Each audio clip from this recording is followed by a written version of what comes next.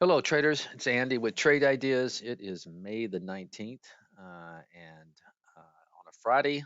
And I thought I'd do something a little bit different today. Instead of giving you my whole list, I wanted to show you a window that I created. Actually, Michael Noss just talked about this window on Trader TV. Maybe some of you guys caught that.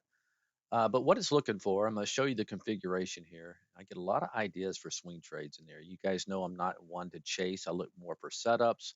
So let's just take a look at the configuration here. And this, we'll just go to the window specific filters. As you can see, I'm looking for stocks that are above all their major SMAs on the daily chart. Okay. But if you can see this position in 5-day range, I want it on the lower portion of its 5-day range. And what this does, it creates a nice little setup for you. And then we'll take a look at some of these charts.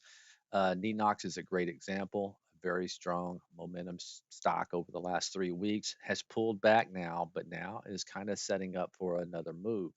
Trex very similar.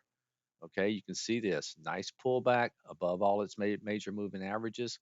Could possibly start moving up, maybe attacking this high, going back over here. Six, let's take a look at six. Another very nice looking chart, pulled back to the 10 period moving average. And this could kind of create a launching pad to move these things higher. So just thinking a little bit outside the box instead of looking for stocks that are hitting, month highs and stuff. Look for these setups, and I do that quite a bit when my swing trades. If you'd like this, just hit me up at info@trade-ideas.com. Be sure to mention Andy, and I'll get you this configuration. But it is Friday. We've had a nice little move for a couple of days, so keep it tight out there and have a great weekend. And I'll talk to you next week. Bye bye.